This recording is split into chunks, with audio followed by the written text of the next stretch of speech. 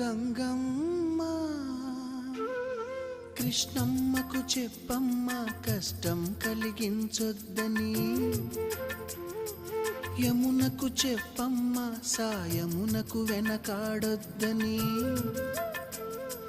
గోదారికి కావేరికి ఏటికి సెలయేటికి కురిసేటి జడివానకి దూకే జలపాతానికి నీతో బుట్టులందరికీ చెప్పమ్మా